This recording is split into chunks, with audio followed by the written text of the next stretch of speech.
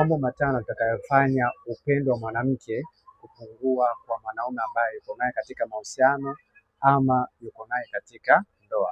Ni vizuri zaidi kuweza kufahamu kwamba kuna mambo matano ambayo yanapelekea mwanamke upendo wake kupungua kwa mwanaume ikiwa atafanyiwa mambo haya matano na mwanaume. Ni vizuri zaidi kuweza kujua kwamba upendo huo unatengenezwa. Kwa hiyo kuna mambo ambayo kama wewe mwanaume utamfanyia mwanamke, basi lazima ule upendo uweze kupungua kwa mwanamke hata kama alikuwa anakupenda. Jambo la kwanza kabisa ni kumpiga. Ikiwa utafanya hili jambo la kumpiga mwanamke, kwa kawaida upendo huo unapungua hata kama alikuwa anakupenda kiasi gani. Kwa hiyo ni muhimu sana kuweza kujua kwamba endapo kama utafanya hili jambo la kumpiga mwanamke, upendo huo unapungua.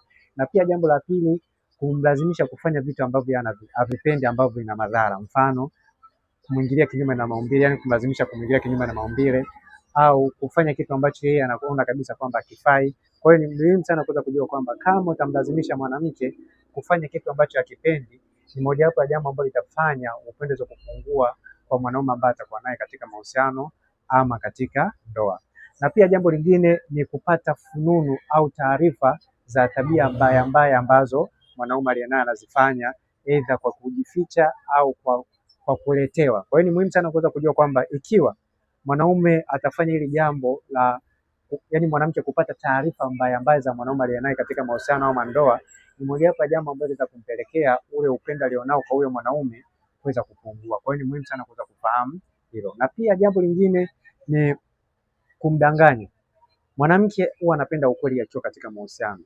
Kwa hiyo kama utakuwa unamdanganya, ni mojawapo ya jambo ambalo litapelekea ule upendo ambao atakuwa nao kwako wewe mwanaume, upendo uweze kupungua na hali hiyo itapelekea asikupendi kabisa. Kwa hiyo ni muhimu sana kuweza kufahamu kwamba ni mojawapo ya jambo ambalo linaweza kupelekea upendo kupungua kwa mwanamke ambaye atakuwa naye kwenye mahusiano huyo mwanaume ama kwenye ndoa. Na pia jambo lingine, kutomthamini mwanamke. Ni muhimu sana kuweza kujua kwamba mwanamke kama hautomthamini, ni mojawapo ya jambo ambalo litapelekea upendo uweze kupungua, kwa sababu kila mwanamke anapenda kupewa thamani na mwanaume.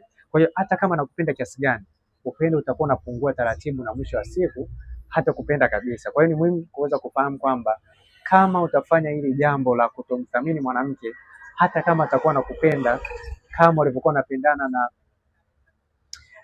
Pablo Escobar na Maria, ni vizuri zaidi kuweza kujua kwamba huu upendo lazima uweze kupotea. Kwa hiyo ni muhimu kuweza kufahamu kwamba kama upo katika mahusiano ama ndoa, epuka kufanya haya mambo, kwa sababu kama utayafanya, upendo wa mwanamke utapotea na hatakupenda kabisa hata kama alikuwa